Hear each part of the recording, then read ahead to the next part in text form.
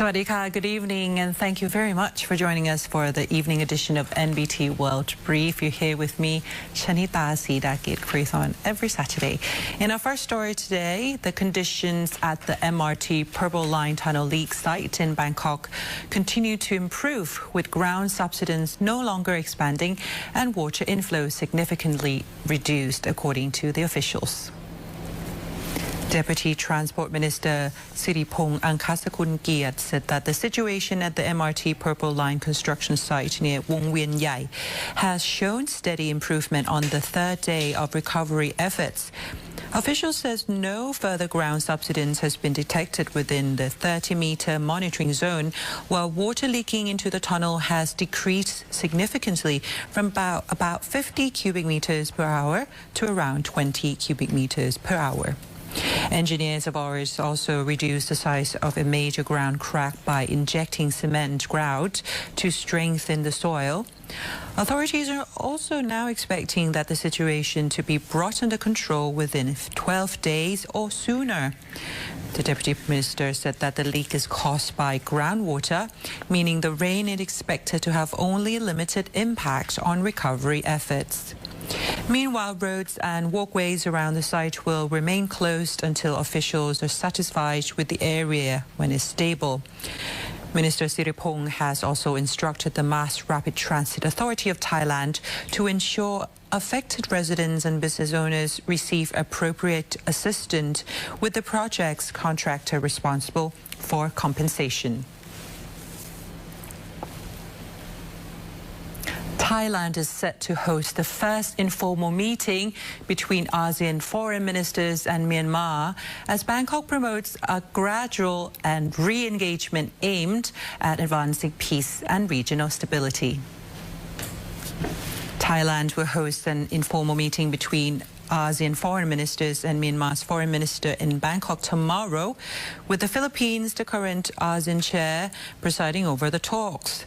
Prime Minister Anutin Charnvirakul will also host a dinner for the visiting ministers and delegates, underscoring Thailand's effort to support regional cooperation and encourage positive developments in Myanmar.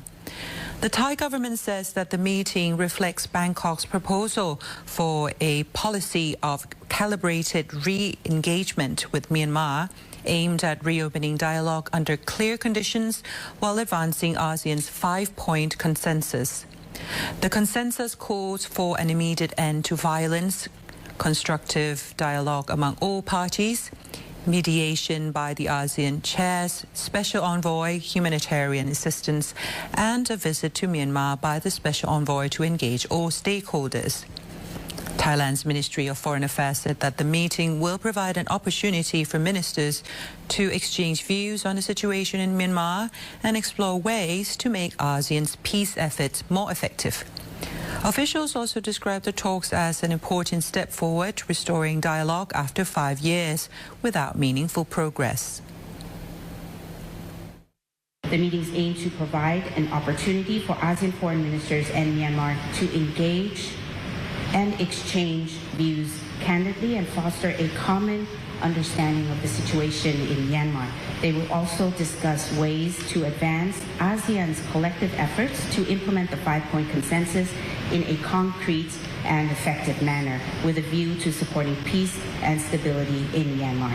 These meetings represent an important step towards the gradual and principled engagement with Myanmar in order to encourage positive and concrete developments in the country. They are informal consultations in nature and do not alter ASEAN's established position or decisions regarding the situation in Myanmar. The Interior Ministry has stepped up efforts to crack down on suspected foreign nominee businesses in Phuket, following inspections that uncovered unlicensed hotels and prompted wider investigations. Deputy Interior Minister Polapi Suwanchawi said that the officials from the Department of Provincial Administration on inspections of hotels and businesses in Phuket's Patong area following complaints about suspected illegal foreign business operations. Officials inspected 2 hotels reported to be operating without licenses and found that both lacked hotel operating permits as well as construction permits. Legal action is now being taken. The team also searched a building in Patong following reports that it was being used as accommodation for foreign nationals. The premises included a restaurant and an area used for religious activities, with most occupants identified as foreigners. The Deputy Minister said that the authorities have identified 361 companies suspected of using Thai nominees to hold businesses on behalf of foreign interests. Investigations will continue, with officials encouraging the public to report suspected violations. He stressed that the inspections are aimed at enforcing the law fairly and are not targeted at any particular business. The Ministry of Commerce is showcasing Thailand's creative industries at the inaugural Thailand Character and Content Expo, promoting intellectual property as a key driver of economic growth. Deputy Prime Minister and Minister of Commerce Supati Suthampan opened the inaugural Thailand Character and Content Expo 2026, or TCEX 2026. Aimed at connecting Thai creators with investors, right buyers and business partners from Thailand and abroad. Organized by the Department of Intellectual Property, or DIP, and its partners, the event features more than 250 Thai artists and creators all across 4 sectors, namely character and art, content and storytelling, games and interactive media, and creative lifestyle.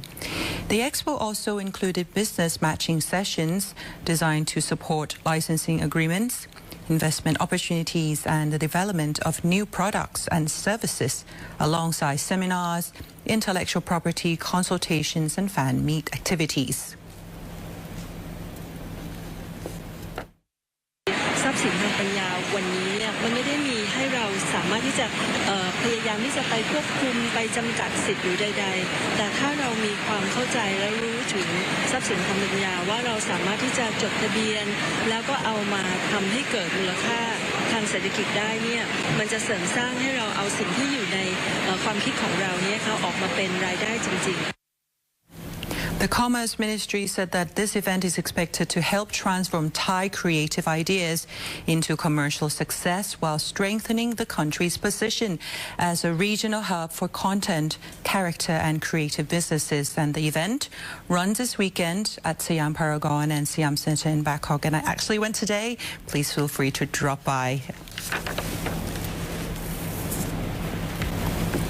The Bank of Thailand is preparing new measures to tighten security of large sum transaction as part of efforts to curb illicit financial activity and corruption. The Bank of Thailand, or BOT, said it will introduce new measures to strengthen oversight of large cash transactions following the success of earlier restrictions on the high-value cash withdrawals. Bank of Thailand's Governor Withai Ratana said that the commercial banks have required customers withdraw more than 5 million baht to undergo due diligence since April, including explaining why cash is needed instead of electronic transfers or checks. He said that the measure has reduced the large cash withdrawals by 35%, and authorities plan to standardize the requirements across all banks. In the 4th quarter, the central bank plans to require customers depositing more than 5 million baht in cash to declare the source of the funds, although officials are still reviewing the scope of bank's legal authority.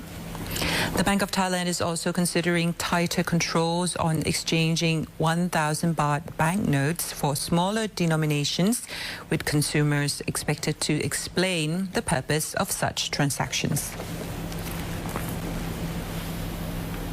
That wraps up our evening edition of NBT World Brief. For more stories, simply scan the QR code on your screen to access the full coverage across all media platforms.